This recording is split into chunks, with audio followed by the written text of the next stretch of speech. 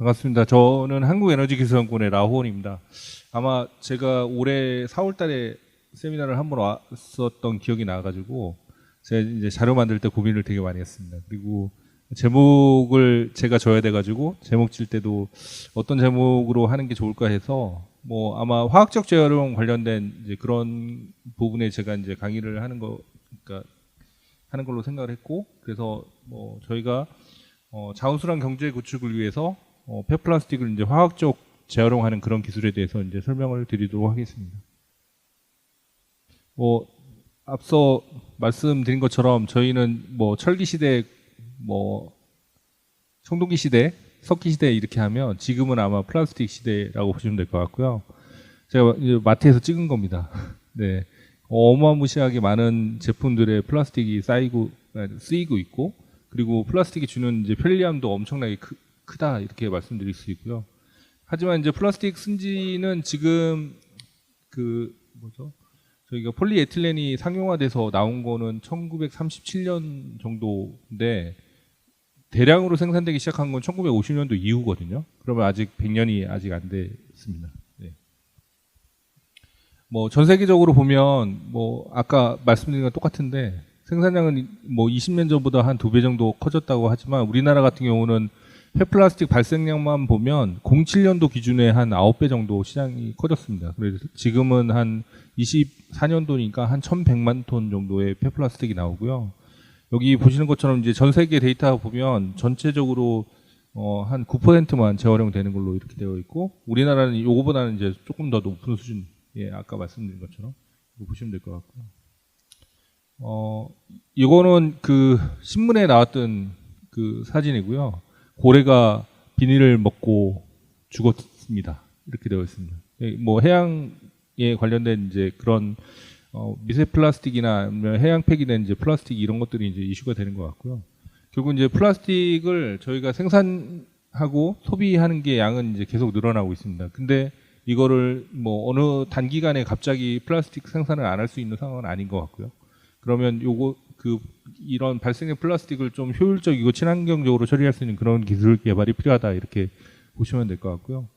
여기 보시면 지금까지 만들어진 플라스틱의 절반 이상은 2000년도 이후에 생산된 제품이라고 합니다. 그러면 여기에 계신 분들이 거의 대부분 플라스틱 배출에 다 책임이 있으신 분들이다 이렇게 보시면 될 것 같고요. 우리나라는 한 1000만 톤 정도 되고 있습니다. 그래서 여기 보시면 생활계 폐기물이 35.8%, 건설계 폐기물이 5.9%, 사업장 폐기물이 58.3% 이렇게 됩니다. 그래서 그냥 우리나라 전체 폐기량을 그냥 국민수로 나누면 숫자가 되게 높게 나오거든요. 근데 아마 이렇게 보시면 될 것 같아요.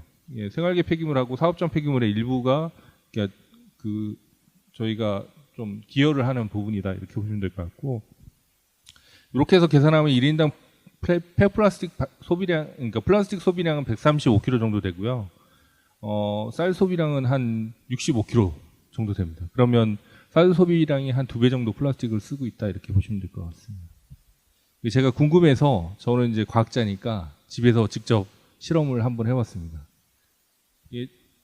저희 집에 이제 애들이랑 이제 같이 했던 거고요. 여기 보시면 이제 장을 보면 플라스틱 집으로 가지고 오죠. 그러면 비닐은 비닐대로, 그리고 페트는 페트대로, 종이, 뭐 금속류 이렇게 나눕니다. 그래서 이게 해보면 하루에 일주일에 한 4.3kg 정도 플라스틱이 나오거든요. 네, 그러면 저희가 통계에서 나오는 숫자랑 거의 비슷한 숫자가 나오는 걸 알 수 있고요. 의외로 이제 종이, 여기 보시는 것처럼 종이도 엄청나게 많이 나오는 그런 거라고 볼 수 있습니다. 그래서 이렇게 분리수거해서 이제 버리는 게 아마 거의 대부분의 분들이 다 이렇게 생활을 하실 거라 생각이 들고요. 결국 이제 이런 플라스틱을 결국 이제 자연순환 경제에서는 뭐 플라스틱이나 이런 쓰레기들을 같이 뭐 에너지나 아니면 화학원료 이런 걸로 만들어서 결국 이제 자연순환 경제를 구축을 하고 뭐 지속 가능한 미래 사회를 구축한다, 뭐 이런 게 이제 저희가 주로 개발하고자 하는 목표라고 보시면 될 것 같습니다. 그래서 여기 보시면 이제 저희가 이제 기존에는 뭐 선형 경제 그리고 순환 경제 이렇게 얘기하는데, 저희가 이런 리소스를 가지고 플라스틱을 만들고, 그래서 이걸 사용하고 난 다음에 이제 바로 폐기하는 그런 형태는 저희가 선형 경제 보통 그렇게 많이 얘기하고요. 그리고 이거를 효과적으로 활용하기 위해서 뭐 저희가 이 업사이클링, 리사이클링 뭐 이런 개념이 이제 들어가서 이 플라스틱이 이제 사용한 플라스틱이 자원으로 되면서 계속 사용할 수 있는 그런 루트를 가지는 게 이제 자원순환 경제라고 말씀드릴 수 있습니다. 그래서 이런 사회가 되는 게 이제 저희가 제일 중요한 기술 개발의 목표라고 보시면 될 것 같고요. 정책적으로 보면 결국 이제 폐플라스틱 에너지화 하는 기술은 뭐 환경 피해를 이제 최소화하고 그리고 자원의 효율성을 제고하고 수입이나 수출입 등에 대한 이제 불확실성을 해결할 수 있는 그런 문제라고 보시면 될 것 같습니다. 그래서 뭐 2018년도에 저희 우리나라에서 쓰레기 대란 한번 났을 때도 결국 이제 중국에서 그 폐플라스틱에 대한 수입을 금지하게 되면서 이런 쓰레기 대란이 난 것처럼 이런 대응이 좀 필요할 것으로 보고요. 중장기적으로는 이제 지속 가능하고 효율적인 이제 경제 패러다임까지 구축하는 것을 이런 목표로 하고 있습니다. 그래서 정책은 뭐 앞서 말씀해 주신 것처럼 여러 가지 정책들이 되고 있고 우리나라뿐만 아니고 글로벌하게도 이런 정책들이 계속 발표가 되고 있습니다. 시장 동향 보시면 결국 뭐 시장 성장률은 한 11.3% 정도 되고요. 아마 계속 이런 시장은 계속 열리고 아마 계속적으로 시장이 성장할 것으로 생각을 하고 있습니다. 그래서 뭐 영국도 마찬가지고 우리나라도 마찬가지고 거의 대부분의 이런 환경 문제나 그리고 경제적인 문제 뭐 이런 것들을 다 고려해서 이런 것들이 기술이 개발이 되고 있다 이렇게 보시면 될 것 같고요. 우리나라는 이제 대표적으로 있는 게 자원순환 기본 계획입니다. 여기 보시는 것처럼 18년도에 기본 계획에서 플라스틱 재활용 목표를 저희가 70%에서 82%로 상향을 조정을 했습니다. 그래서 뭐 결국 이 안에 있는 내용을 보게 되면 결국 이제 이 70%에서 82%로 상향할 수 있는 조건이 화학적 재활용의 기술이 적용이 돼야지만 달성할 수 있다 이렇게 보고 있습니다. 그래서 뭐 이런 해외에서 자료를 보게 되면 뭐 가스화나 열분해 등의 화학적 재활용 기술이 플라스틱 재활용률을 최대 80% 이상까지 올릴 수 있다 이렇게 언급이 되고 있고요. 예, 그렇게 해서 과제가 이런 기술 개발이 진행이 되고 있는 그런 상황이라고 보시면 될 것 같습니다. 그리고 이제 뭐 정책 관련해서 또 중요한 이슈가 탄소 중립 2050 시나리오입니다. 여기 보시면 저희가 이제 2021년 10월 달에 탄소 중립 시나리오 안에 따르면 폐기물 분야에서 온실가스 배출량은 1,710만 톤의 CO2가 발생을 하는데 2050년도에 440만 톤으로 감축할 예정이고 이 중에 이제 에너지화를 통해서 110만 톤의 CO2를 감축할 예정이라고 되어 있습니다. 그러면 우리나라 전체 NDC에서 보면 차지하는 비중은 그렇게 크지는 않지만 현재의 우리나라의 한 100만 톤, 그러니까 이거를 이제 다시 폐플라스틱 양으로 환산을 하게 되면 매년 한 100만 톤의 폐기물을 열분해나 가스화 아니면 해증화학 이런 걸 통해서 처리를 해야 되고 현재 수준이 한 1만 톤 정도 규모입니다. 그러면 시장은 한 100배 정도 커지는 그런 시장이라고 볼 수 있고요. 여기 보시는 것처럼 뭐 오늘 이제 말씀하실 내용 중에 이제 바이오 플라스틱이나 감량 그리고 에너지화 뭐 이런 것들로 인해서 감축 목표를 달성하는 것을 목표로 하고 있습니다. 그리고 이제 앞서 INC 관련돼서 플라스틱 국제협약 관련해서도 잠깐 언급을 해주셨는데요. 요 INC에서 이제 진행되고 있는 내용은 결국 이제 플라스틱 문제를 해결하는데 플라스틱의 이제 발생 원인을 여러 가지 사회적, 기술적, 경제적, 환경적 이렇게 해서 분류를 하고 있습니다. 그리고 플라스틱의 오염의 영향에 대해서도 뭐 환경의 토양, 뭐 수질, 대기, 해양 오염 그리고 경제적 그리고 기술적, 사회적 이렇게 해서 분류를 잘 하고 있습니다. 근데 앞서 말씀하신 것처럼 여러 가지의 국가별의 특징 뭐 이런 것들 때문에 아마 제가 보기에는 이런 어떤 합의된 결론을 도출하는 데까지는 엄청나게 많은 고통이 필요하지 않을까 이렇게 생각을 하고 있습니다. 아까 말씀하신 것처럼 저희가 INC 5차는 저희 우리나라 부산에서 개최를 하고요. 11월 25일서부터 12월 1일까지 개최될 예정에 있고요. 여기 보시는 것처럼 여러 개의 항목들이 총 13개의 항목들이 이제 아마 있고요. 저희가 이제 저희 같은 이제 기술자, 그러니까 기술을 개발하는 분들이 기여할 수 있는 과학기술 분야에서 대응할 수 있는 분야들이 여기 보시는 것처럼 뭐 플라스틱 대안이나 대체 혁신 소재를 개발하거나 아니면 경량화 아니면 단일 소재 플라스틱을 친환경적으로 설계하는 것, 그리고 뭐 그 생분해성 플라스틱 이런 것들을 개발하는 게 이제 그런 항목에 해당될 수 있고요. 보시는 것처럼 뭐 순환 자원으로서 플라스틱을 인식 전환하고 그리고 고품질의 재생원료 확보하는 거, 이런 것들도 과학기술에서 기여할 수 있는 부분이라고 생각을 하고 있습니다. 그래서 여기 보시는 것처럼 뭐 여러 가지 항목이 있습니다. 그래서 1차 플라스틱 폴리머, 그 다음에 뭐 화학물질 및 그 폴리머 이렇게 해가지고 쭉 있고요. 보통 이제 7번, 8번, 뭐 7번, 9번, 8번, 11번 이런 항목들에서 기술적으로 이제 접근할 수 있는 그런 항목으로 판단을 하고 있습니다.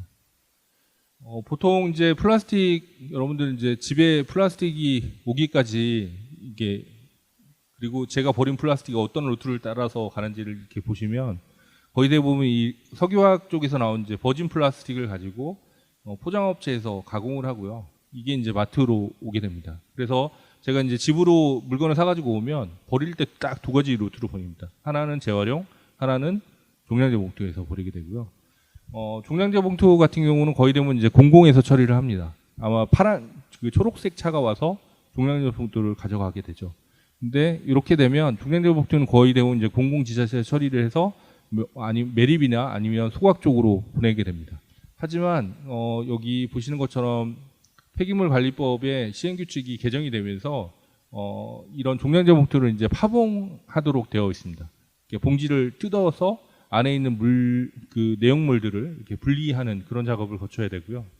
요게 아마 수도권 같은 경우는 2026년 1월 1일인데 1년 동안 유예 기간에 있어서 2027년 1월 1일서부터 시작될 예정이고요. 이렇게 되면 여기 안에 들어있는 이제 플라스틱 양이 최근에 저희가 그 얻은 정보에 의하면 한 18%에서 35% 정도의 플라스틱이 있다, 이렇게 언급이 되고 있습니다. 그리고 재활용돼서 제가 이제 분리수거하는 거는 거의 대부분 민간 업체에서 가져가게 됩니다. 아마 뭐 제가 가봤던 데는 금천구에 있는 업체인데 여기도 아파트 단지나 이제 주택 단지를 쭉 다니면서 이런 수거를 하게 되고요. 그러면 여기서 유가물을 선별해서 이거는 물질 재활용 쪽으로 보내게 됩니다. 아까 이제 말씀하신 것처럼 뭐 투명 페트라든지 이런 것들은 잘 선별이 되니까.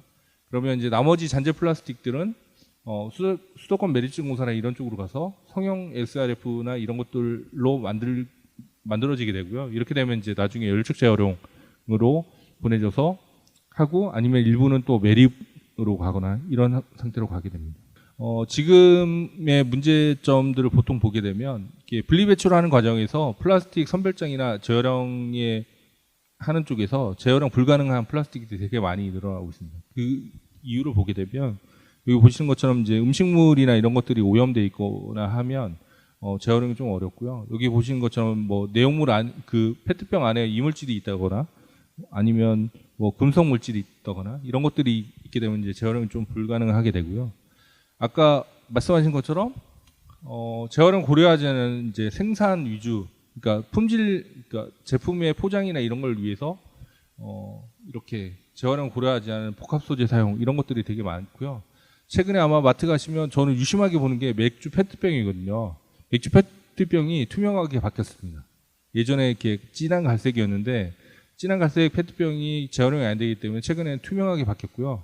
그래서 그 투명하게 바뀐 거에 옆에 이렇게 내부로 이렇게 바깥쪽에다 이제 씌워놓은 거거나 아니면 라벨을 인쇄하지 않고 이렇게 형태를 만들어서 그런 형태로 이제 많이 쓰고 있고요. 여기 보시는 것처럼 저희가 이제 그 집에서 그 조리된 이제 음식 이런 거 많이 시키시죠. 예, 마트에서 많이 사는데 그런 것들 중에 이렇게 딱 잡았을 때 두툼하다 생각드는 거는 보통 한 5겹 정도의 플라스틱이 있습니다. 그리고 알루미늄 포일도 있고요. 라면 봉지가 보통 한 3겹 정도 되고요. 라면 봉지는 이제 안에 금속 그 알루미늄 포일이 있기 때문에 이것도 재활용을 하는데 좀 적합하지 않다, 이렇게 보시면 될 것 같아요. 이런 것들이 이제 뭐 플라스틱 생산이나 배출 과정에서 이제 그런 문제점이라고 보시면 될 것 같고, EPR 제도가 있고 그리고 뭐 이런 불법 투기 이런 것들이 많이 일어나는 이유가 이런 플라스틱을 처리하는 업체들이 대부분 영세하고, 그리고 이런 플라스틱 시장이 그 폐기물 시장의 이제 가격에 되게 민감하게 영향을 받기 때문에 이런 것들이 이제 문제가 많이 되고 있습니다. 뭐 대표적으로 저희가 알고 있는 게 이제 의성 쓰레기산에 대해서는 다 알고 계시잖아요. 그래서 의성 쓰레기산은 한 210만 톤 정도, 210만 톤 정도 되는 양, 그러니까 이 정도 양을 처리하는데 톤당 한 13만 5천 원 정도 투자가 돼서 지금은 완전히 깨끗한 상태로 바뀌었다고 합니다. 그래서 화학적 재활용할 수 있는 기술은 뭐 아까 이제 말씀하신 것처럼 이제 연소 같은 경우는 열적 재활용으로 보시면 될 것 같고요. 열분해 그리고 가스화, 그다음에 해중화, 뭐 용매 추출 뭐 이런 것들이 있습니다. 그래서 뭐 열분해 같은 경우는 이제 그 목적이 이런 단일 성상의 플라스틱을 처리하는 게 유리하고 왁스나 올레핀, 모노머 회수하는 데 유리합니다. 그리고 다양한 종류의 폐플라스틱이 혼합되어 있는 경우에는 수율이나 성상이 좀 불균해질 그럴 가능성이 있습니다. 그래서 뭐 결국 타겟팅하는 거는 이런 연료유나 아니면 왁스, 올레핀 이런 것들을 이제 생산하는 게 그런 기술이라고 보시면 될 것 같고요. 가스화는 이제 혼합 폐플라스틱 처리하는데 좀 유리합니다. 이거는 연소를 좀 대체할 수 있는 그런 기술이라고 보시면 될 것 같고요. 오염물질을 좀 가스 상용으로 처리하기 때문에 훨씬 더 유리하고 뭐 여러 가지 파생 상품을 만들 수 있는 장점이 있습니다. 뭐 수소도 만들 수 있고 뭐 메탄올도 만들 수 있고 뭐 에탄올도 만들 수 있고 이런 기술이 있지만 이런 기술들이 이제 뭐 그 기술의 개발 속도나 아니면 시장에서의 요구하는 그런 수준까지 기술 개발이 되는 데는 약간의 시간이 필요할 것으로 생각을 하고 있습니다. 보시는 것처럼 이제 산업 쪽에 보시게 되면 뭐 거의 대부분 여기 저희가 잘 아는 기업들이 있죠. GS 칼텍스, 뭐 SK 지오센트릭, SK 이노베이션, 현대, 롯데 뭐 이런 기업들이 이제 움직이고 있고요. 거의 딱 보시면 거의 대부분 기술의 보유 기관들은 거의 대부분 해외 기관들이 거의 많이 있습니다. 그래서 뭐 LG화학이나 뭐 SK 지오센트릭 그리고 뭐 SK 이노베이션 이런 회사들이 이제 거의 대부분 기술 보유 기관과 협약을 맺어서 이런 원료 공급이나 해서 최종적으로 이제 소비하는 그룹들을 이런 밸류체인을 만들어서 움직이고 있다 이렇게 보시면 될 것 같고요. 결국 기술을 가지고 있는 해외 기관들을 먼저 지금 이렇게 국내 기업들이 이제 접촉을 해서 이렇게 사업이 진행이 되고 있는 그런 단계라고 보시면 될 것 같습니다. 그래서 아직은 이제 시장이 완벽하게 이렇게 구축되지 않은 그런 상황이라고 보시면 될 것 같습니다. 결국 이제 저희가 사용하는 이제 플라스틱 이렇게 보시면 뭐 제가 이거 밥 시켜 먹고서 이제 봤던 건데요. 여기 보시면 위에 뚜껑은 폴리프로필렌이고요. 밑에는 이제 폴리스타일렌입니다. 그리고 이런 물병도 보시면 겉에 그 물병의 본체는 그 페트 그리고 바깥쪽 포장재는 PP로 되어 있고요. 그 뚜껑은 PE로 되어 있습니다. 이렇게 되어 있으면 이런 것들이 이제 분리배출이 돼서 그 해중압이나 아니면 열분해 가스화 이런 공정으로 이제 들어오게 되면 여기는 이제 오일이나 이런 것들에서 납사, 휘발유, 경유 아니면 왁스 이런 형태로 이제 갈 수 있고요. 그다음에 이제 가스화 공정으로 들어오게 되면 얘는 결국 일산화탄소하고 수소가 주성분이 이제 가스로 바꿔서 이거를 플라스틱 생산하는데 활용할 수 있는 그런 원료로 활용할 수 있는 그런 기술이라고 보시면 될 것 같습니다. 플라스틱 이제 재활용 관련해서 가장 이슈가 됐던 이제 기업인데 여기 독일의 이제 바스포라는 회사가 2018년도에 캠 리사이클이라는 프로젝트를 착수를 했습니다. 그래서 이걸 착수를 하면서 이제 국내 기업들도 그때 또 그 쓰레기 대란이 나고 하면서 자 이런 새로운 성장 동력이자 이런 환경 문제를 해결할 수 있는 기술이다 이렇게 해가지고 하고 있고요. 그래서 여기는 결국 이제 열분해 기반의 그 플라스틱을 처리를 해서 이거를 다시 플라스틱으로 만들 수 있는 원료로 재활용할 수 있는 그런 연구를 하고 있다 이렇게 보시면 될 것 같고요.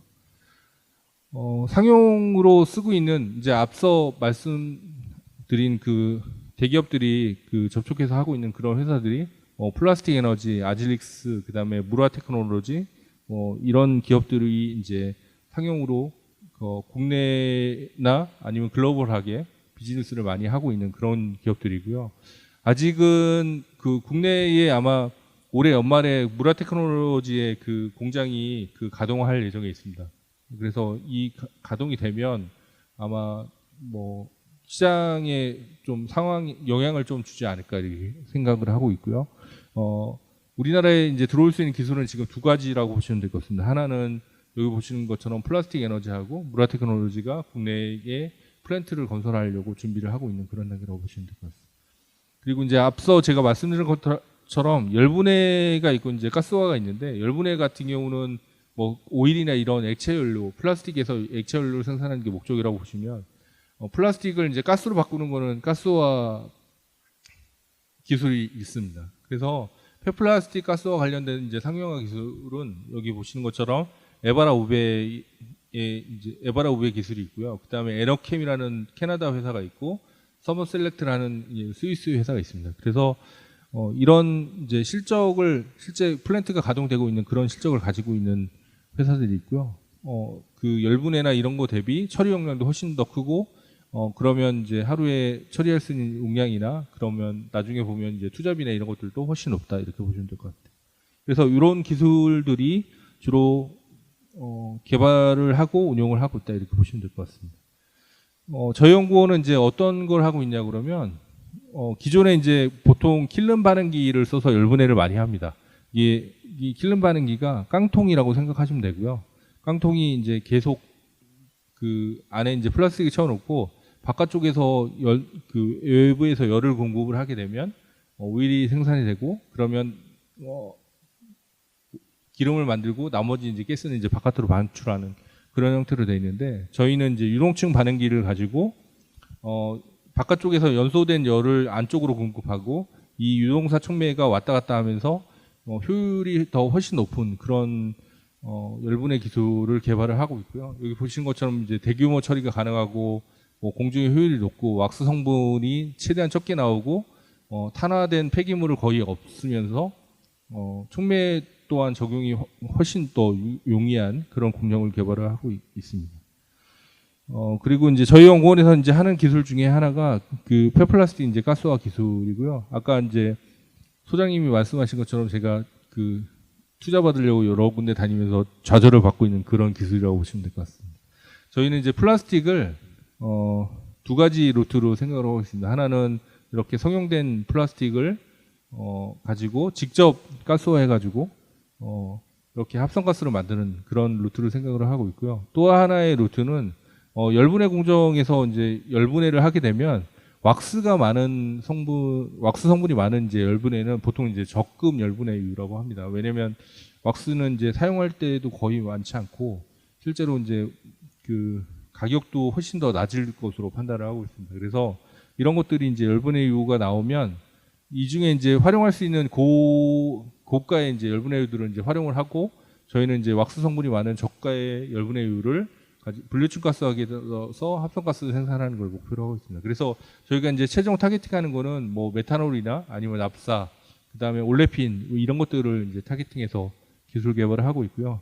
아마 이렇게 만들어진 이제 그 메탄올이나 이런 것들은 그린 메탄올은 아닙니다. 그래서 서큘러 메탄올 뭐 이런 식으로 생각을 하시면 될 것 같고요.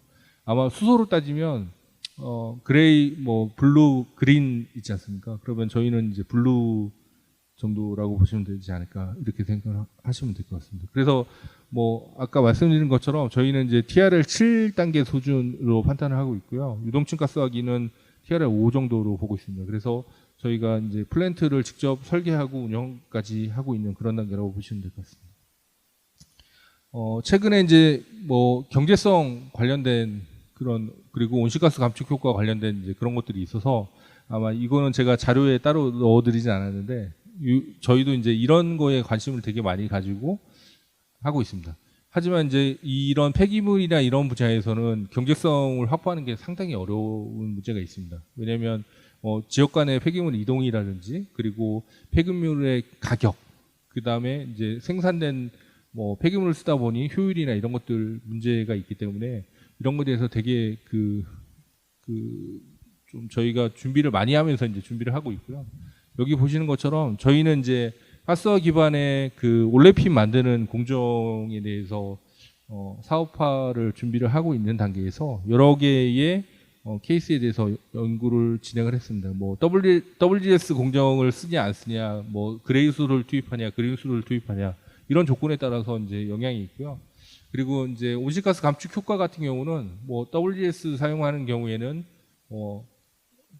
기존의 소각 대비 한 18.3% 그리고 나중에 이제 그린수소를 쓰게 되면 한 94.3% 정도의 감축 효과가 있는 것으로 되어 있습니다. 그래서 이걸 보면 결론은 저희도 그 그린수소를 써야지만 그 아주 효과적인 효과를 낼 수 있지만 아직은 이제 그린수소 가격이나 이런 것들 그리고 공급량이 좀 부족하기 때문에 저희도 이제 그린수소 개발하시는 분들이랑 좀 이렇게 관계를 잘 맺으면서 그런 영향이나 이런 것들을 좀 보고 있는 그런 단계라고 보시면 될 것 같습니다. 그리고 여기 보시는 것처럼 이제 저희가 뭐 경제성 분석을 여러 단계를 가지고 하고요. 여기 보시는 것처럼 뭐 매출이나 카펙스, 오펙스, 순수익 뭐 이런 것들을 나눠서 하고 저희가 이제 그 아까 말씀드린 것처럼 온실가스 배출 문제도 간접 배출이나 직접 배출까지 다 고려를 해서 계산을 하고 있습니다. 그래서 보시면 여기 요게 이제 수소의 가격이거든요. 오펙스에서 수소의 가격이 차지하는 비중이 엄청나게 크다고 보시면 될 것 같습니다. 그래서 만약에 그린수소를 엄청나게 싼 가격에 만들 수 있다 그러면 훨씬 더 경제성이 확보된 그런 공정을 갖출 수 있지 않을까 이렇게 생각을 하고 있습니다. 네. 제가 이제 자료 만들면서 제일 마지막에다가 어떤 걸 넣어야 될지 엄청 고민을 많이 했습니다. 왜냐면 이게 제가 이제 말씀드릴 거는 요 내용입니다. 폐플라스틱의 화학적 재활용은 특정 분야의 기술로 모든 플라스틱 이슈를 해결하는 게 불가능하다. 이걸 말씀드리고 싶고요.